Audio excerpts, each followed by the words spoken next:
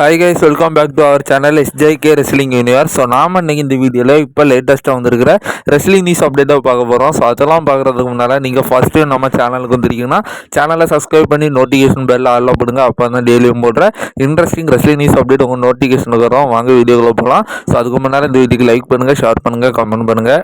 So first of all இந்த வாரம் நடந்த மண்டே நைட்ரால் ஒரு புது விதமான ஸ்டோரி லைன் ஆரம்பிச்சு விட்டாங்க. ஸோ ஊசோஸ்டாக இருந்தக்கூடிய டேக் டீம் சாம்பியன்ஷிப்பாக பிடிங்கி இப்போ ஆஸ்டின் தியரிட்டையும் லோகன் பால்ட்டையும் கொடுத்துருக்காங்க. ஸோ அது மட்டும் இல்லாமல் அந்த மேட்ச்சில் நம்ம ஸ்பீடால் தான் நம்ம ஊசோஸை தோற்றது மாதிரி இருந்திருக்கும்.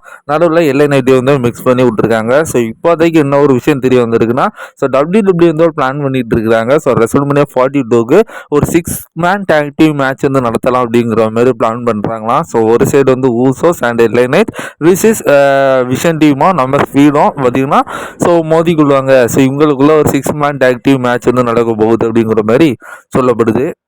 அடுத்ததாக ரெசல்மனியா 42க்கான லேட்டஸ்ட் டிக்கெட் சேலிங் தெரிய வந்திருக்கு. ஸோ ஃபஸ்ட்டு ரெசல்மனியா டே 2ஓட டிக்கெட் சேலிங் தெரிய வந்திருக்கு. ஸோ கிட்டத்தட்ட 40,000 டிக்கெட் விற்றுருக்கான். ஸோ இன்னும் 2,500 டிக்கெட் மட்டும் தான் பேலன்ஸ் இருக்குது அப்படிங்கிற மாதிரி சொல்லப்படுது. அடுத்ததாக சாட்டர்டே டே 1க்கான டிக்கெட் செல்லிங் எவ்வளோன்னா, ஸோ 38,000 டிக்கெட் விற்றுருக்கு. இன்னும் 4,000 டிக்கெட் பெண்டிங் இருக்குதுன்னு சொல்லப்படுது. ஆனால் எனக்கு ஒன்று மட்டும் புரியலை. ஸோ முன்னமெல்லாம் 1,80,000 பேர்த்துக்கு ஒரு நாளையிலே டிக்கெட் செல்லிங்கெல்லாம், அதாவது ஒரு நாள் முன்னமே டே 1, அதாவது டே 2 டே 1லாம் கிடையாதுல்ல. ஸோ ஒரே நாள் தான் ரெசல்மனியா நடக்கும்.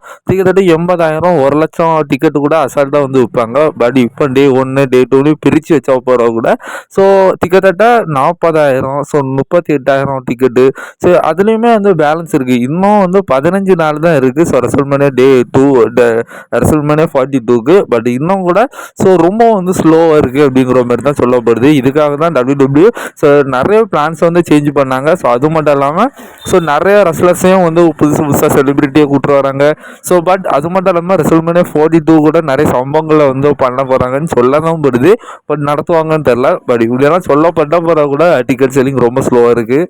அடுத்ததாக ரேண்டி ஆர்டன் இன்னைக்கு இன்ஸ்டாகிராமில் அஃபீஷியலு ஒரு வீடியோ வெளியிட்டிருந்தார். ஸோ அதே மாதிரி தான் ஒரு மிஸ்ட்ரியான மேன் பக்கம் ஸோ அவர் ஒரு ஃபோனில் பேசிக்கிட்டு இருக்காரு. ஸோ அதில் குறிப்பிடத்தகுந்த ஒரு விஷயம் என்னென்னா, ஸோ அந்த மனுஷன் இன்னைக்கு ஸ்மாக் டவுன், அதாவது வரக்கூடிய ஸ்மாக் டவுன் எபிசோடுக்கு வர போகிறாரு. ஸோ அங்கே நம்ம மீட் பண்ணலாம் அப்படிங்கிற மாதிரி சொல்லியிருக்காரு. ஸோ அது மட்டும் இல்லாமல் அந்த மிஸ்ட்ரி மேனை பார்த்து ஸோ நம்ம ரேண்டி ஆர்டன் ஸோ வாய்ஸ் மேன் சொல்லியிருப்பாரு. ஸோ என்னோட வாய்ஸ் மேன் அப்படிங்கிற மாதிரி சொல்லியிருக்காரு. ஸோ மேபி நம்ம ராண்டி ஆர்டனுக்கு WWE ஏதோ ஒரு வாய்ஸ் மேன் கொடுக்க போகிறாங்க. ஸோ எப்படி பிராக் லெஸ்னருக்கு, ரோமன் ரெயின்ஸ்க்கு, பங்குக்கு, ஸோ அதேமாரி செத் ரோலன்ஸுக்குலாம் நம்ம ஃபால் ஹேமன் வாய்ஸ் மேனாக கொடுத்தாங்களோ, ஸோ அதேமாரி புதுசாக நம்ம ராண்டி ஆர்டனுக்கு ஒரு வாய்ஸ் மேனை கொடுக்க போகிறாங்களா அப்படிங்கிறது தெரில. பட் இவர் வாய்ஸ் மேன் தான் சொல்லி கால் பண்ணியிருக்காரு. ஸோ அது மட்டும் இல்லாமல் அந்த மிஸ்ட்ரியை ரிவீல் ஆகும்போது ஸோ அவர் ஸ்மாக் டவுன் எபிசோடுக்கு அந்த மிஸ்ட்ரி மேன், அதாவது அவரோட வாய்ஸ் மேனை கூட்டு வர போகிறாரு. ஸோ யாராக இருப்பாங்க அவரோட வாய்ஸ் மேன் அப்படிங்கிற உங்களுடைய கருத்தை கவனத்துட்டுங்க.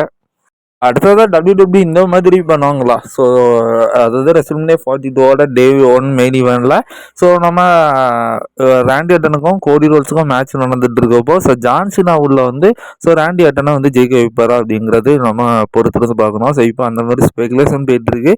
ஸோ அதுக்கான ரீசன் என்னென்னா, ஸோ ஜான்சினா ராண்டி ஆர்டனோட இந்த ஒரு பிக்கை அவரோட இன்ஸ்டாகிராமில் ஷேர் பண்ணியிருக்காரு. ஸோ அதுவும் அவரோட அன்டிஸ்பியூட்டட் டைட்டில் தூக்கி வச்சிருப்பார்ல. ஸோ அந்த மாதிரியோட ஒரு வீடியோ, ஒரு ஃபோட்டோ ஷேர் பண்ணியிருக்காரு. ஸோ இதனால தான் இந்த மாதிரி ஒரு ஸ்பெகுலேஷனும் போயிட்டுருக்கு. ஸோ அது மட்டும் இல்லாமல் நான் இதுக்கு முன்னாடி சொன்ன மாதிரி ஸோ அவர் வேறு மிஸ்ட்ரி மேன்ட்டாக பேசிகிட்டு இருக்காரு. ஸோ அவரோட நியூ வாய்ஸ் மேன் வேறு சொல்கிறாரு.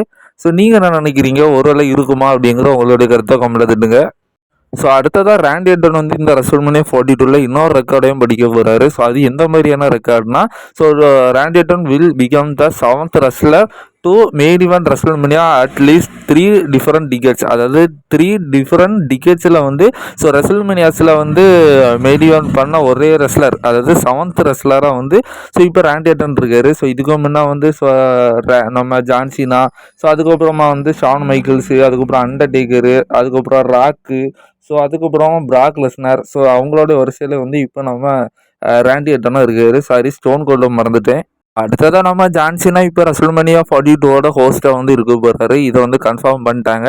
ஸோ எதுக்காக இப்போ ஜான்சனா வந்து ஹோஸ்டா வந்து கொடுத்துருக்காங்க அப்படின்னு கேட்டிங்கன்னா, ஸோ அது நம்ம எல்லாத்துக்கும் தெரியும். இப்போ அதுக்கான ரீசன்ஸுமே தெரிய வந்துட்டு. ஸோ வேற ஒன்றும் இல்லை, டிக்கெட் செல்லிங் ஆல்ரெடி வந்து ஸ்லோவாக இருக்கலாம். ஸோ இன்னும் 15 நாள் தான் இருக்குது. ஸோ அதுக்கு கூட முனைப்பு காட்ட மாட்டேங்கிறாங்க ரெஸ்லிங் ஃபேன்ஸு. ஸோ இதனால தான் எதையாவது பண்ணி வந்து ரெசல்மேனியா 42 டிக்கெட்டை வந்து வித்துறணும் அப்படிங்கிற ஒரு காரணத்தினால தான் இப்போ ஜான்சனா வந்து ஹோஸ்டா வந்து வச்சிருக்காங்க அப்படிங்கிற மாதிரி சொல்லப்படுது. ஸோ இதெல்லாம் இப்படியெல்லாம் கிறுக்குத்தனத்தை பண்ணுறத பார்த்தா ஒருவேளை நம்ம இதுக்கு முன்னே பார்த்தது மாதிரி ராண்டி ஆர்டனுக்கும் கோடி ரோட்ஸுக்கும் மேட்ச்சில் கூட ஜான்சனா இன்டர்ஃபரன்ஸ் ஆவாரா அப்படிங்கிறத பொறுத்து இருந்து பார்க்கணும்.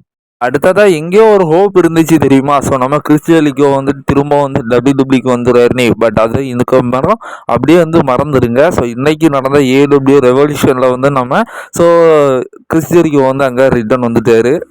அடுத்தது வந்து இந்த வாரம் நடந்த மண்டே நைட்னால ஸ்டெஃப்னி மிக்மேன் வந்து கோடி ரோட்ஸை வந்து சவுட்டில் அடிச்சிருப்பாங்க. அது ஒன்றும் அவங்களுக்கு புதுசு கிடையாது.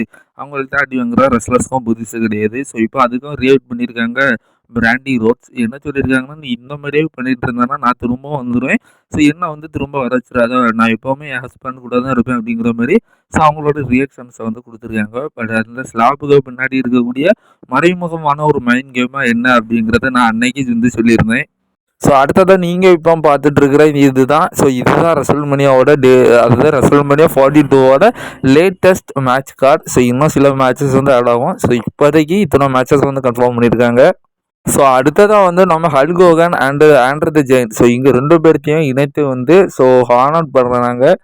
மெமோரியல் ஹானர் வந்து பண்ணுறாங்க. ஹால் ஆஃப் ஃபேம் 2026ல். அடுத்ததாக இந்த ஒரு பீக்கை பாருங்கள். லாஸ்ட் இயர் இவங்களை வந்து யங் டேலண்ட்ஸ்லாம் சொல்லக்கூடாது, ஒரு நல்ல திறமையான ரெஸ்லர் அப்படிங்கிற மாதிரி சொல்லலாம். ஜிவி ஓவன்ஸ், அதுக்கப்புறம் ஒபாஃபெமி, அதுக்கப்புறம் ட்ரிக் வில்லியம்ஸ், இவங்க 3 பேரும் வந்து NXT இருந்தாங்க. அங்கே அவங்களோட பெர்ஃபார்மன்ஸை முடிச்சுட்டு அவங்களோட மெயின் ராஸ்டரில் வந்து அடுத்த வருஷமே வந்து ரெசல்மேனியாவில் வந்து மேட்ச் பண்ணுறாங்க. இது வந்து ஒரு பெரிய விஷயம் தான். நிறைய பேர் ரெசல்மேனியாவுக்கு போகிறதே பெரிய விஷயம். அதுவும் ரொம்ப வருஷமாக WWE இருக்கவங்களுக்கு இந்த வாய்ப்பு கிடைக்காது. பட் இவங்க சில மாதங்கள்லேயே வந்து இதை வந்து அச்சீவ் பண்ணியிருக்காங்க. அடுத்ததாக WWE வந்து ஷான் மைக்கிள்ஸுக்கான ஒரு டாக்குமெண்ட்ரி வந்து வெளியிட போகிறாங்க. ஏப்ரல் 13ஆம் தேதி பீகாக் நெட்வொர்க்கில் வந்து வெளியிட போகிறாங்க.